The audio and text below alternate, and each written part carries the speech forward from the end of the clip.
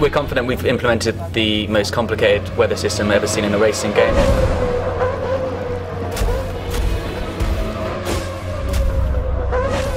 We've got basically three key components that make up the weather system. There's the visual effects, so in the dry it's the iconic heat haze, in the wet it's the visual effects on the camera, on the cars themselves, the rain on the track, the puddles, the surface reflections, the rooster tails, the kick-up spray from the tyres.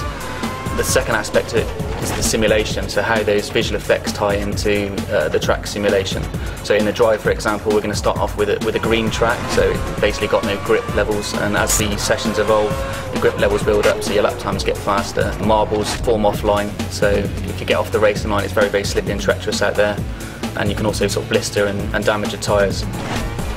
On the flip side, in the rain, the marbles actually wash away, and the track surface actually knows how wet it is. So this gives us a very interesting angle from the gameplay point of view. You need to have the correct tyres on. The different tyres have got different levels of grip, different operating temperatures, different tyre compounds disperse different levels of water. So the third part of the weather system is actually the effect it has on the gameplay. So we've got the visuals, we've got the simulation, and now how does it actually tie into the car handling?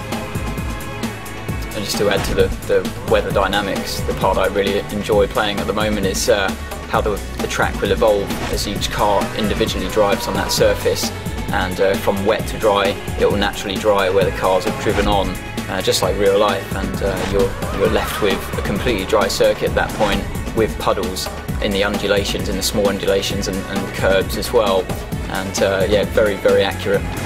You'll actually find that the gamers on wet tyres on the drying track will try and seek out those puddles to cool their tyres and stop them from damaging. So it's all about the sort of strategy elements at those points where the track's changing from wet to dry. When you're in the car, you've really got no idea what the weather's doing, but the teams back on the pit wall, they know by the radar where the weather is coming in from and how long it's going to last. And that's something that will be added into the game as well, that you'll be aware of what the weather's doing roughly, and then you can make your call on that just like you would in real life. The weather system is set up to be completely dynamic for career. It changes over time. So you go to Spa, a typically very unpredictable track. You need to be prepared to alter your car balance as the race weekend progresses, so that when you're heading towards that Sunday race day, you think you've got a car set up that is going to be balanced for the predicted weather conditions. So players can be going along outside the points, and maybe they make a gamble, the clouds come in, the sky's dark, and maybe you preempt that the rain's going to come there and you change your tyres early, or vice versa, it's raining, it's beginning to dry, and you take a gamble maybe a lap too early that you're going to switch onto the dry tyres or the intermediate compound, and we're really going to get those sort of grey windows, and the player choice is going to be critical at those stages. It just changes the attitude of the car completely in terms of driving in the dry or fully wet or partially damp track. It brings that new element of launching a multiplayer game with Monaco in a heavy downpour, Monaco in the sun, or Monaco when the rain just starts coming down. I prefer to play those kind of scenarios because it changes the attitude of the car.